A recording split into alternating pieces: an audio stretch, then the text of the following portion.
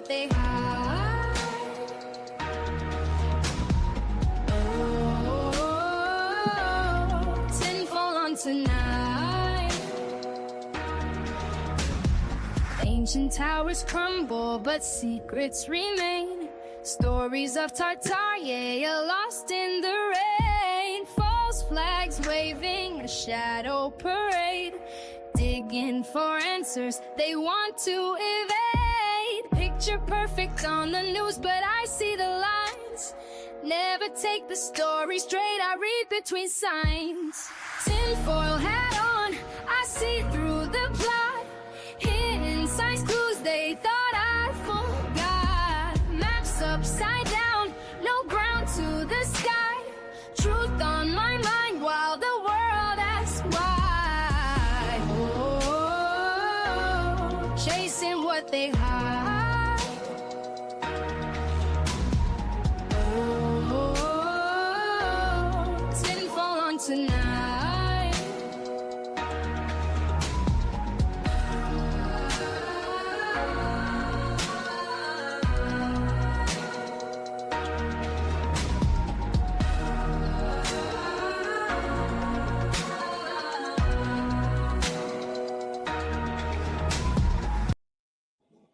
Good morning, my friends. Good morning. Good Saturday to everybody.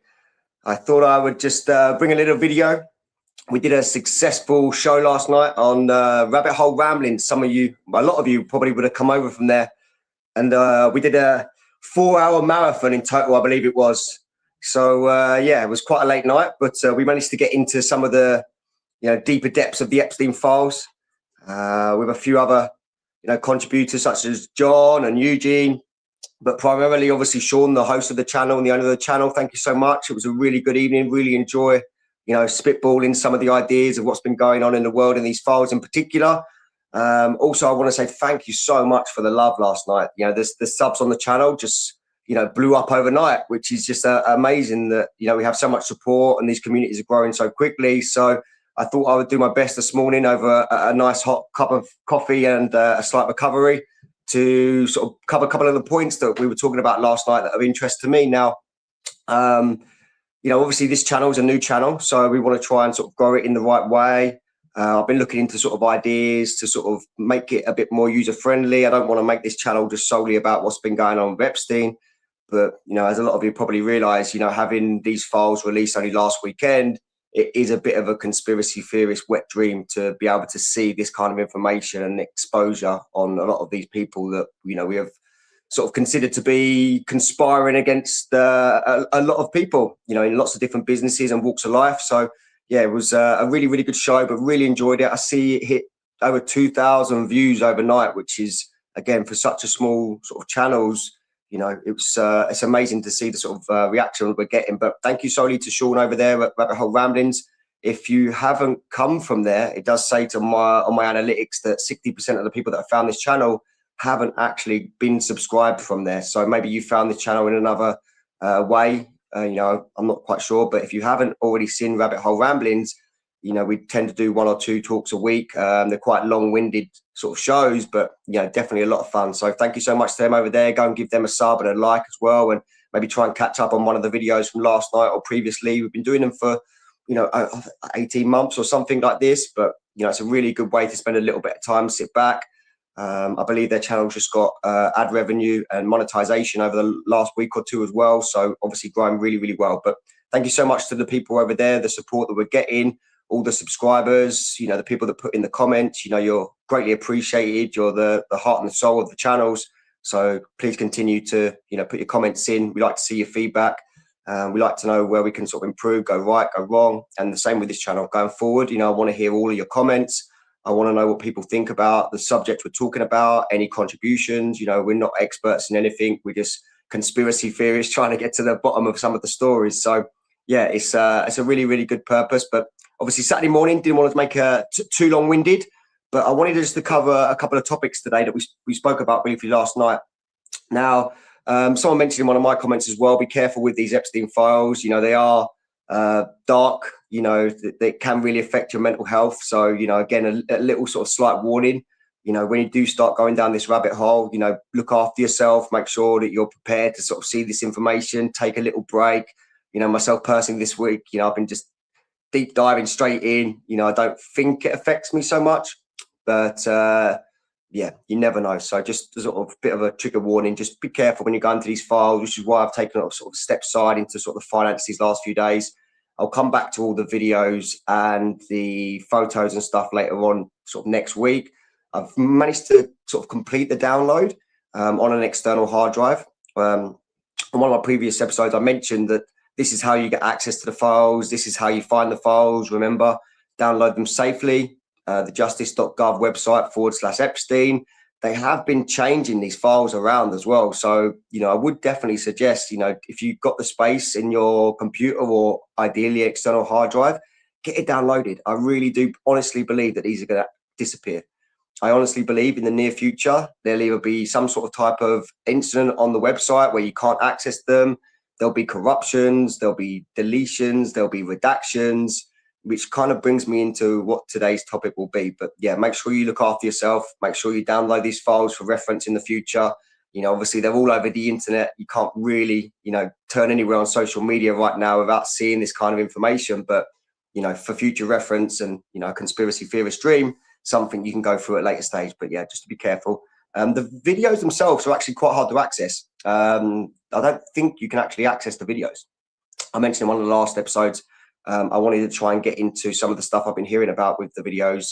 There's allegedly some snuff films in there, graphic pornography, you know, don't want to get cancelled, but, you know, I'm not that kind of like inclined, but I'm intrigued to know what these videos are because it's more damning evidence and, you know, helps us build a idea of what these people have been up to. You know, it's a lot more conclusive. So, you know, I do want to just have a look at them just to sort of get my eyes into them. I don't want to give myself any mental issues, but, you know, I'm just intrigued, you know. So anyway, one of the things I wanted to talk about today, in particular, we covered on the show last night on the Rabbit Hole Ramblings, was the cryptocurrency stuff. This is something that I am very familiar with. Some of you may know, a lot of you probably not, but I've been involved with cryptocurrency for nearly a decade now. It's something that is quite close to my heart. I like to think I've been relatively successful and understand the industry, but you know, it's a very, very tight-knit industry. It's been very controlled from the beginning.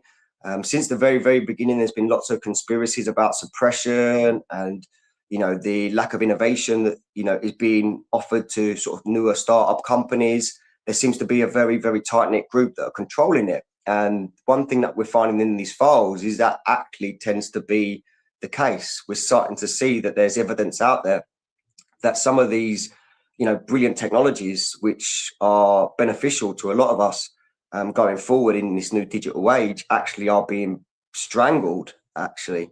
And there's something I wanted to cover about a few of the characters that are coming up. Now, I mentioned Gary Gensler being one of the SEC chairs in one of the previous ones, but we're going to start back with a guy called Jay Clayton. Now, a lot of you probably won't know who this guy is. Jay Clayton has actually been assigned as the South District Attorney of New York, the oversight in the release of these files. Now, this is why this guy is very, very imperative to this kind of talk, but also where he actually can be one of the controllers of this information. He has been given the actual sole responsibility of letting this information out, which is kind of a conflict of interest, in my opinion. Now, he was the prior SEC chairman to Gary Gensler, and he actually was appointed the SEC chair in the first Trump administration, I believe. So he was actually there from 2017 May to December 2020. Now, he's a very controversial figure. And the reason he's very controversial is because his last day in office in December 2020, he brought a court case to a very innovative company in the cryptocurrency sphere and technology sphere called Ripple Labs. Now, some of you may know them, some of you may not be familiar with them. They're quite, it's a cult following that's behind this company, but it does actually serve very good purpose, the technology that they actually control. On his last day in office in December, he brought a 5-year-long court case, which only actually ended in August last year. So August 2025, so a 5-year court case to the tune of $125 million settlement that was actually settled, partially settled, I believe. I haven't got the exact figures, but I believe the whole settlement, 125, was paid up front, and they got some of it back at the end. But it turned out to be a non-starter. They was alleged to have sold unregistered securities, which was the reason for this whole 5-year court case. Now, at the same time, rival innovation and rival technologies such as Ethereum, who quite clearly had been selling unregistered securities, under the law, Joe Lubin admitted on record that they had been having rounds of investors. So they'd done what is known as an ICO, or an initial public offering if you're in the stock world. Their ICO went out to the world. A large amount of venture capitalists actually bought up the ICO. Didn't actually reach the public domain of people like you and I, but it did fall under the criteria of breaking a Securities Act. So this one got a pass, and someone like Jay Clayton, and also his right-hand man in the SEC at the time was called Bill Henman. They went on record saying that both Bitcoin and Ethereum don't meet the criteria of breaking the Securities Act, but Ripple do. Now, there was never any evidence, and there was never an ICO or an IPO for Ripple Labs. So there seems to be a huge conflict of interest in the criteria to actually bring these lawsuits to one company and not to another. Now, this brings us back round to what I was talking about with the Epstein files. They mention in some of these files and these emails that we're seeing that there seems to be developers in these companies that are actually backing both horses in the races. Now, there was a particular email between a guy called Yoshi Ito on April 25th, 2015. Now, this guy served on the board of Sony, New York Times, but at the time of this email, he was the director of Media Labs. Now, Media Labs is the MIT innovation cryptocurrency conglomerate that Epstein had been funding. So this is where it all ties back in. Now, this is the Massachusetts Institute of Technology. Also, Jay Clayton, I believe, gave speeches for them before. And we also know that Gary Gensler was a professor there giving out lectures that, are documented on record. Now, this email, for a quote, says the way Bitcoin is organized currently is that the core developer and 100 contributors to the code, the 5 core developers decide what changes are made to the code. One of the 5 is Vladimir, and one is the chief scientist, Gavin. There's also a contributor called Corey, who is an important contributor, and they all have been paid by the Bitcoin Foundation. Now, a few weeks ago, the foundation blew up. So they're admitting in this email, Yoshi Ito, very, very popular man in, tech entrepreneurship and venture capitalist, has admitted that the foundation had failed in 2015. He continues in the email that many organizations scrambled to step in and take the foundation access to developers who actually were running Bitcoin in 2015. So they're saying here that we moved quickly to take control, and the 3 developers decided to join Media Labs, which, as I explained, is part of MIT. So there seems to be a connection here where they're trying to monopolize the industry from 2015. I also mentioned in one of the previous episodes that I did that, there is an admission in one of the Epstein emails that they actually had paid 3 of the developers. So it ties into that previous one we done, I think, last week or back end of last week. But anyway, the point being is, it seems to me that there seems to be a massive conflict of interest and control around this particular industry. Now, going back to Jay Clayton, he was a partner at Sullivan and Cromwell. He specialized in mergers and acquisitions. So he's a finance advisor, but also in finance law. He's now, like I said, the South District Attorney of New York, and he's overseeing these files. Now, when he handed the reins over to Gary Gensler in December 2020, Gary Gensler became the 33rd chair, which, if you're a conspiracy theorist, those kind of numbers stick out to you. But he was the 33rd SEC chairman, and he went on to January last year. Now, there is a new SEC chair that's come in, but the whole duration of his tenure at the SEC, he refused to comment on other technologies and brought many, many cases to the table for the SEC. And right at the end of his tenure, they started to dissolve a lot of these cases, close these cases without settlement. There were so many maybe in another episode, I'll give you a breakdown of all of the cases through this period of time where they have controlled and stopped the innovation coming to the table.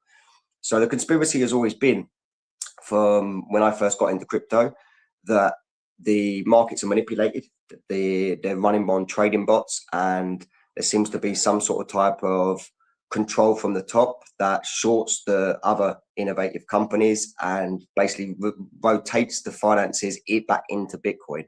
Now, if you're looking at charts and understand charts, you could probably agree that, when these companies such as Solana, Quant, any of these companies, one I mentioned there, Ripple Labs, is the sole custodian of XRP. If you're involved and know any of these, whenever they seem to go up, they seem to come down very, very quickly. Now, it seems to be that there has been some sort of type of dodgy dealings from the top, and it's just to control their payment system. Now, the reason why this is very, very important is because companies like Stellar Foundation, that was set up by Jed McCaleb, he was actually originally in the foundation of Ripple Labs previously. He's branched off to start his own company, but also Ripple, they provide solutions for cross-border payments. If you're familiar with the financial world, you will know of the SWIFT system. The SWIFT system itself is the cross-border mechanism which helps you move money from one place to another. For example, if you wanted to send money today from the UK, United Kingdom to America, the SWIFT system would cater for a large percentage of that movement. Now, there is a major flaw in that particular system. It's very time consuming. It can take up to 21 working days. If any of you have ever sent money from one country to another in this old legacy system, it unfortunately can take such a long time. It also has a higher failure rate of about between 6 and 8%.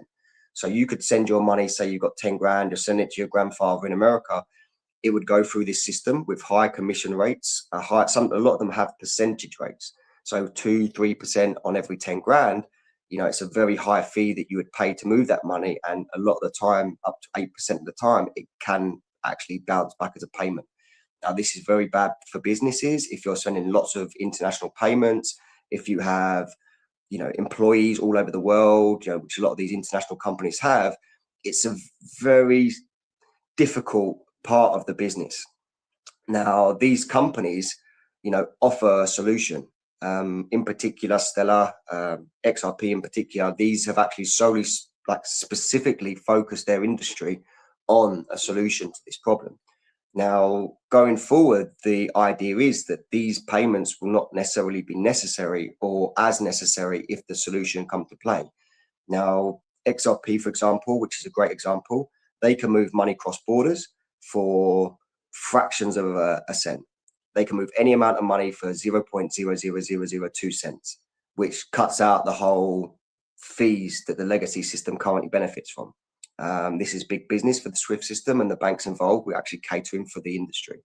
So it actually offers not only a rivalry to a potential payment system like Bitcoin, it actually serves as a benefit to the people that run businesses, business owners, even individuals who want to move money around, pay for things. It's a better solution from a technology point of view.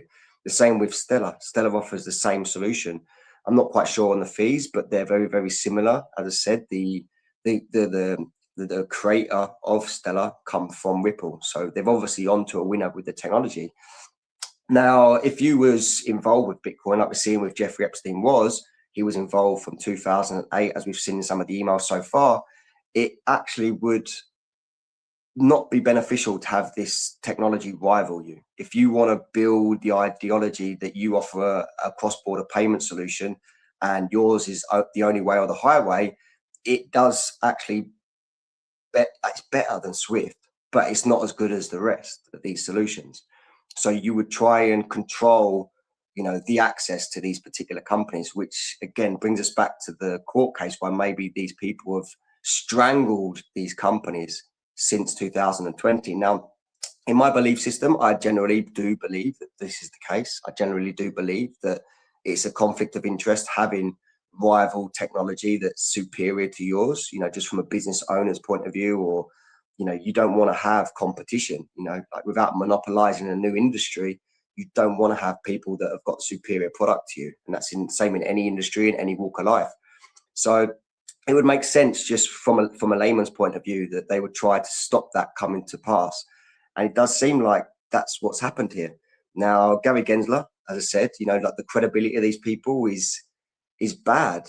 Now, I covered what Jay Clayton did, but a lot of you don't know who Gary Gensler is. As I said, he was the 33rd chair of the SEC, but prior to that, he obviously worked at Goldman Sachs. He was a banker. If you've been in these circles before, you put a question mark over a lot of these people that come from these companies. In the UK in particular, a lot of the prime ministers actually are ex-Goldman Sachs bankers. Matt Hancock, for example, who was the prime minister during the COVID years. Rishi Sunak, for example, I believe these are all bankers from Goldman Sachs, and you can probably go back through, a long list of people that have been in powerful positions in the UK that actually would have worked for these banks. It seems to be a starting point for people to get to these very powerful, positions. But he also was the US Treasury official and the Secretary of the Treasury between 2009 and 2014. This is Gary Gensler. He was also the Undersecretary for Domestic Finance under Bill Clinton. And in 2016, he was the Chief Financial Officer for the Hillary Clinton campaign. Excuse me, I need a drink of my coffee. It's still early. So there's question marks over these people. There's question marks over what their motives would be and why they would actually potentially cause a problem to, other rivals. And I think, personally, this has been the case. Now we're uncovering more of this information as we go along. I've got these people on my whiteboard, and I'm making sure that we bring this information to light because it's in everybody's interest if we're going into a digital age to have the best technologies, to have a lack of suppression. We don't want these particular circles of scrupulous people monopolizing a brand new industry. And the more we talk about this kind of stuff, I think the more we highlight it, I think the less chance of them succeeding will be the case. But anyway, that's what I generally believe. I also, I mentioned on the show yesterday, we did on Rabbit Hole Ramblings, a guy called Dan Penner. Now, a lot of people probably know who Dan Penner is. Dan Penner was or is a US businessman. He was an author, born in 1945, very, very old school, very straight shooter. He's a very good person to listen to from a motivational point of view, or if you're new to finance, he's highlighted in a lot of training, videos, exercises. He's called to be a speaker at some of the biggest events in finance. He's a very, very popular person and very, very successful. He famously come out on the record at a seminar about a decade ago, and he said, if I know who created Bitcoin, and if everybody know who created Bitcoin or who controls Bitcoin, it would go to zero in a millisecond. And that's a quote. And I've always wondered, who could that possibly be? Because he refers to it as a person. He doesn't refer to it as a group of people. He doesn't refer to it as a company. I've always thought, who could that be? Who is this person? Like, there's always been this speculation that it was potentially Vladimir Putin. Again, I mentioned it on the show yesterday. I saw in one of the comments, people seem to be distancing themselves from that particular, rhetoric or that particular type of information. But from the experience I've had in this industry for 10 years, that person was always potentially referred to and potentially could be Russia. Obviously, we've had the Russia hoax and the Russia stuff. It was always pointed there. Now, it does seem to me as well that that's not the case. This potentially could be Jeffrey Epstein. Now, when I think back and I roll back that quote in my head from Dan Penner, if you knew who was behind Bitcoin, it would go to zero in a millisecond. This Jeffrey Epstein stuff wasn't out there when he said that. It could be, and it seems to me that that would be a catalyst for it to drop to zero. Now, I don't think Bitcoin's going to zero, for the record. I'm quite familiar with charting. I don't believe, unless something really bad happened, black swan event that took it out. I don't think personally. I do think that it's overpriced at what it's been, and it's all cyclical. But I don't think it will ever go to zero personally. But I've always wondered, who is this person? Could it be that that person is Jeffrey Epstein? Could it be that this circle of people that he would have been rubbing shoulders with in finance and high societies, as I said, he's a very, very wealthy man, he would have known. And he's also said in his quotes that he's met whoever that is. He wouldn't have met some random guy out of Tokyo. some tech entrepreneur with a pseudonym Satoshi Nakamoto. But he probably would have rubbed shoulders as a US citizen with someone like Jeffrey Epstein. He's based out of Florida, very close. And also, there's a lot of this activity in these emails that seems to be going on in Florida. It seems to be the links are closer and more plausible to me that maybe he's referring to Jeffrey Epstein when he said that quote. He said there's nothing humble about him, and he'd bet everything he had that, the world would be very scared if that was the case. So anyway, I don't want to ramble on too long. Obviously, we did 4 hours of that last night. I just wanted to bring a video this Saturday morning just to show my appreciation and say thank you to, everybody that's been contributing to the channel so far. Any comments? I can see people were, contributing in the comments here right now. Unfortunately, the way that I've got this set up, I can't actually see the comments that you've put in, but I will make sure that I reply to every single one of you that leaves a message after the show. I want to say thank you to all of you. Honestly, it's so warming to see that we've reached over 120 subscribers already in, a few days of having this channel sort of active. I want to try and get it to a point where we're talking about lots of other information, not just Epstein. I'm the king of conspiracies. There's so many things I would love to talk about. People were talking and offering suggestions yesterday in the show, things like that. Phil Snyder, Bob Lazar. I'm not into the alien stuff, but obviously I'm more into sort of Tartaria, our world history, hidden stuff. But if there's any suggestions of stuff we can cover, I'm looking forward to maybe inviting some, familiar panelists that have come on to some of the other shows on, and we can have a chinwag about certain subjects. Between a lot of us, we're like Power Rangers with information. Also as well, anybody in the subscriptions, this is obviously a new channel. I'm going to look to open this up at some point for people to come on and, throw their contribution in. It's going to be really nice to talk to like-minded people. And it's a very, very, select amount of people that think like this. So I've got lots of ideas for how I want to sort of proceed with this going forward. But if you've got any suggestions at all, any sort of particular topics or subjects that you think we could cover, I really would look forward to sort of potentially covering different aspects away from this Epstein stuff. It's very draining. It's very dark. Conspiracies need to be a little bit more fun and a little bit more lighthearted. But as I said, it's a bit of a wet dream having so many emails, come out in one particular tranche. So there is 3.4 million that's still set to go. But if Jay Clayton is the person who is in charge of releasing these emails, and if he is the person that's redacting or in charge of redacting a lot of this information, it kind of asks a lot more questions than it answers. So, we'll be interested to see how this goes forward and how this proceeds. But, I try to make you aware that they're still controlling the information even at this stage. The Epstein files are still being hidden by people that have potentially got ulterior motives. Now, this is all allegedly. This is for entertainment purposes. I hope, I've been able to sort of shed a light on a few different subjects around here. I didn't want to touch on all the gruesome, gory stuff that's been going on. There's too much of that this week. And I think we all need just a couple of days break from it all. So we'll get back into that at a later stage. I'm compiling, portfolios of allegations against some of these rich and powerful people. And we'll definitely come back and revisit that later on. But for today, like I said, I wanted just to sort of maybe bring the conspiracy of, innovation stifling and also the, popular subject of cryptocurrency. You may have seen as well this week, which is maybe a coincidence, maybe not, but cryptocurrency in particular had a dreadful week, in general. It just seems to be a coincidence that this stuff is starting to sort of come to light only at the weekend. And this week, everything seems to have sort of fell off a cliff. Now, going forward, I don't know what the industry, will turn into. I do believe it is a, relatively young industry, and it will, succeed in many, many ways. The core technologies will benefit, but right now it does seem to be that, there is heavy manipulation around it, and, back the right horses, I guess. But I just want to say thank you one more time. I wish you all a fantastic weekend. Whatever you're doing with your loved ones, make sure you keep high vibes, good frequencies. Please go and check out some of the other shows. Please give us a like and subscribe. And if you can give us a little share to people that are familiar or want to look at this kind of stuff, it all helps. You'll be surprised how much one like can actually benefit the channel going forward and the growth. So this will be the longest video that I've done so far. I'm comfortable talking to the screen and listening to my own voice. But I hope I've been able to share a little bit of information with you and you've enjoyed it. And I wish you all a fantastic weekend. I look forward to seeing you on the next one.